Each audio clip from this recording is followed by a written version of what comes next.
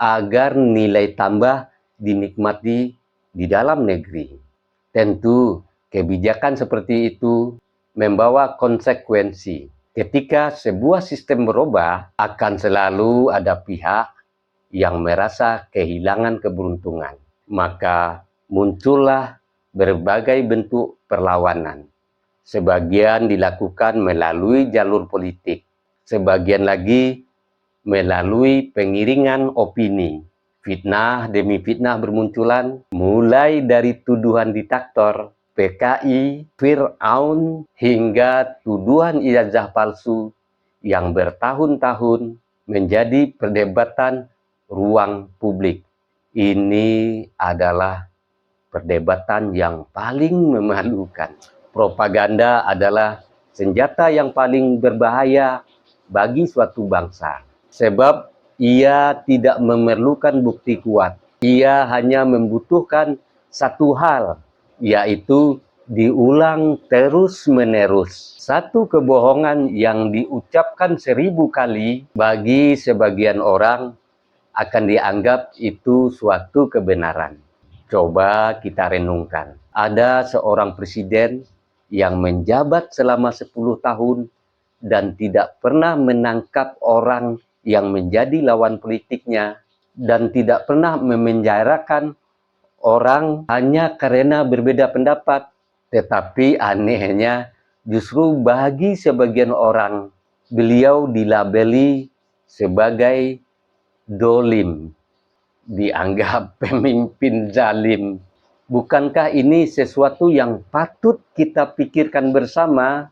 Bukan berarti seorang pemimpin tidak boleh dikritik, sebab kritik adalah bagian dari demokrasi. Tetapi ketika kritik berubah menjadi fitnah yang diulang-ulang dan berketerusan tiada henti, maka yang rusak bukanlah hanya nama seseorang, melainkan juga cara berpikir masyarakat. Inilah bahayanya propaganda.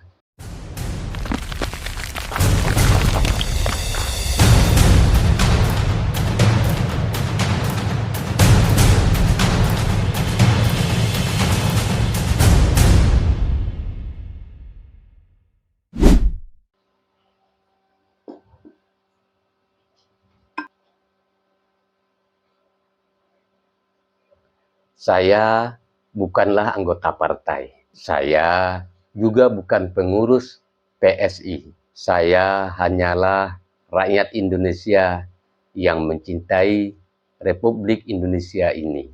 Apa yang akan saya sampaikan ini bukanlah untuk membela seseorang, melainkan demi masa depan Indonesia yang lebih bersih. Dengarkan sampai selesai. Mungkin inilah persoalan terbesar bangsa kita saat ini. Sebentar lagi saya lanjutkan. Bismillahirrahmanirrahim.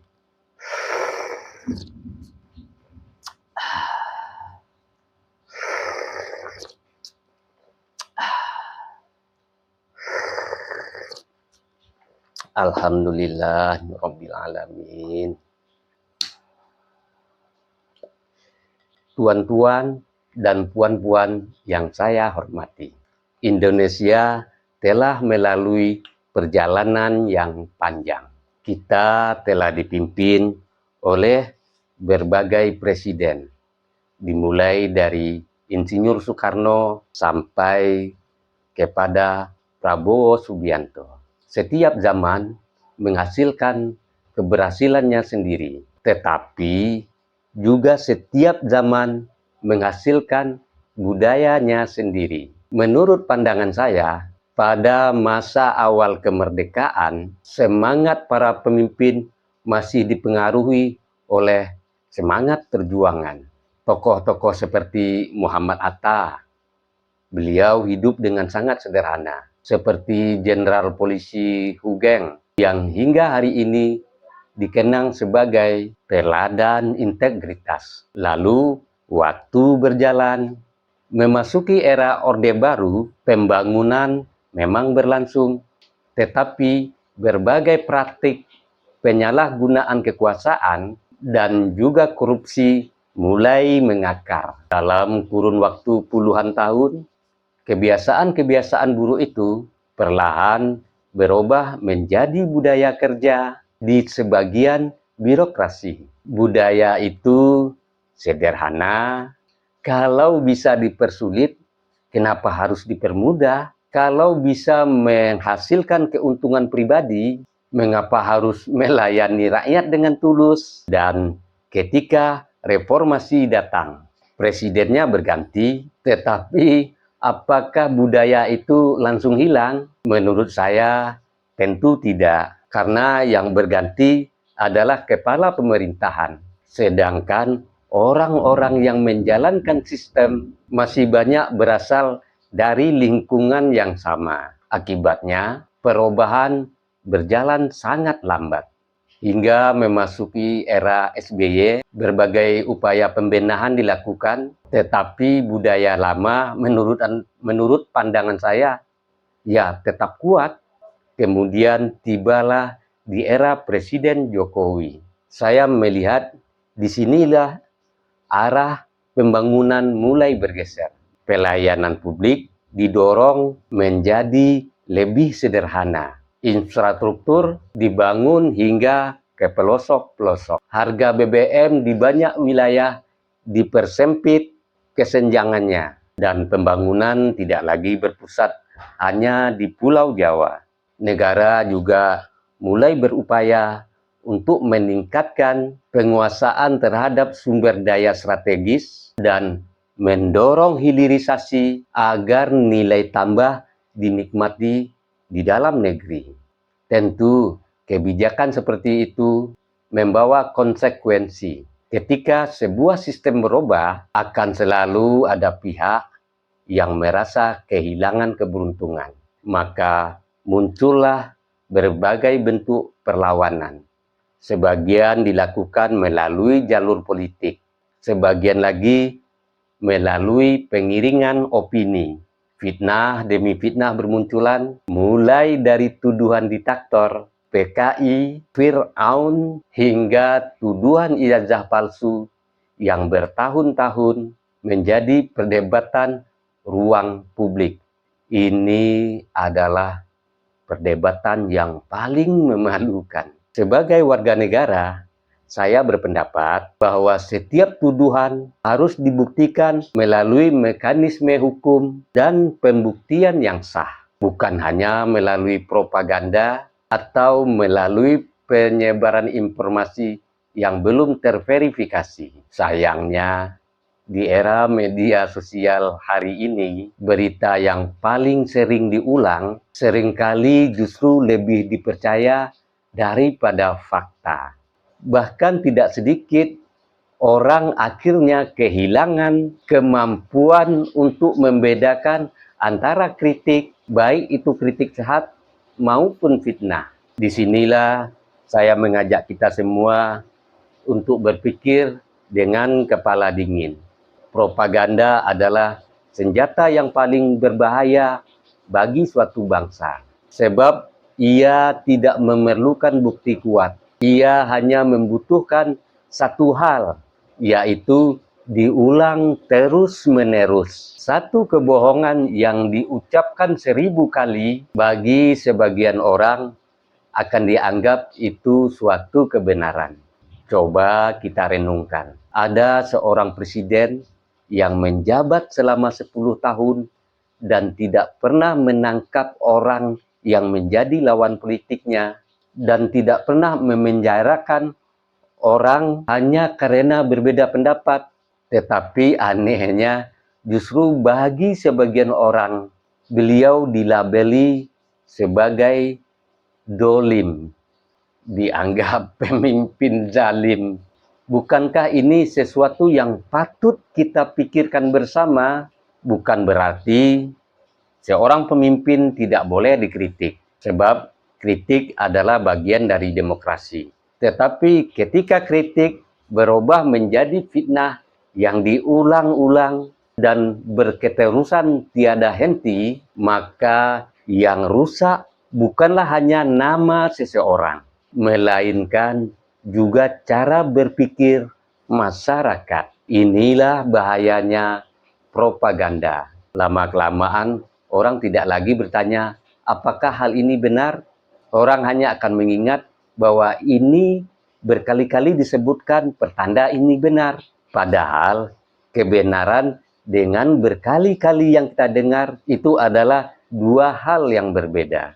Karena itu saya mengajak kita semua, mari kita hidupkan kembali nalar kita, jangan mudah percaya hanya karena sebuah kabar viral, jangan mudah membenci hanya karena sebuah potongan video, dan yang terpenting, jangan pernah menyerahkan akal sehat kita kepada orang lain. Sebab ketika akal sehat telah dikalahkan oleh propaganda, maka saat itulah bangsa ini mudah dipecah belah, mudah diadu domba. Dan saya juga melihat beberapa kali bahwa Presiden Jokowi ketika itu selalu menyampaikan dukungannya untuk penguatan pemberantasan korupsi, termasuk gagasan mengenai undang-undang perampasan aset hasil tindak pidana korupsi.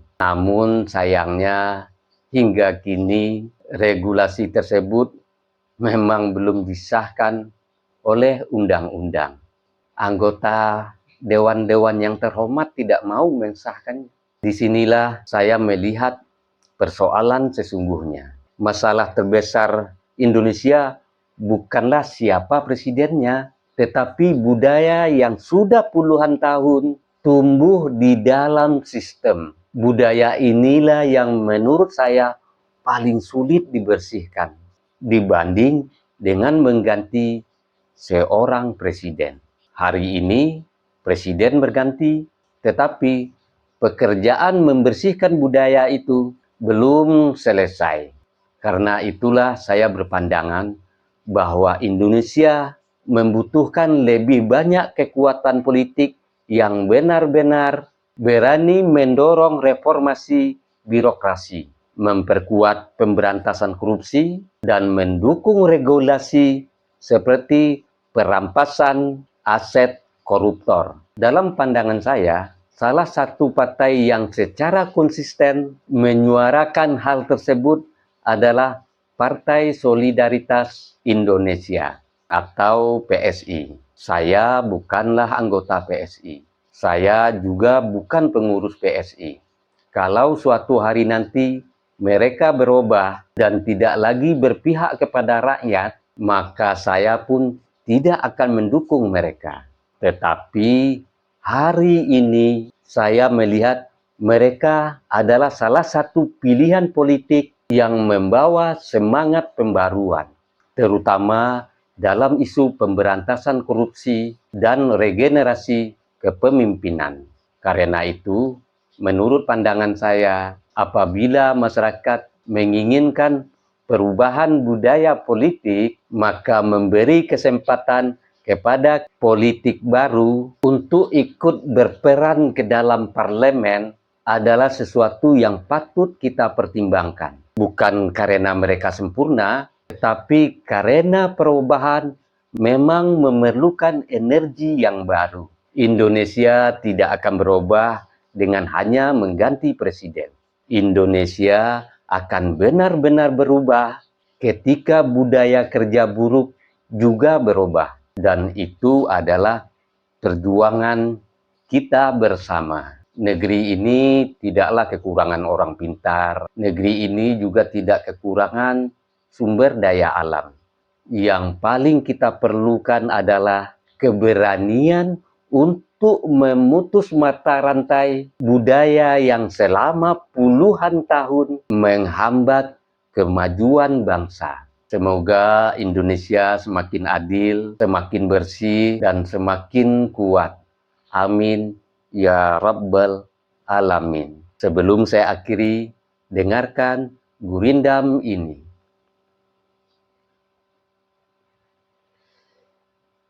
Bila akar busuk terus dipelihara, pohon bangsa takkan berjaya. Bila amanah dijunjung bersama, Indonesia bangkit menuju mulia. Jangan takut memilih perubahan, jangan lelah menjaga harapan. Sebab negeri besar tak lahir dari kebencian, melainkan dari kejujuran dan keberanian. Saya Beni Budaya.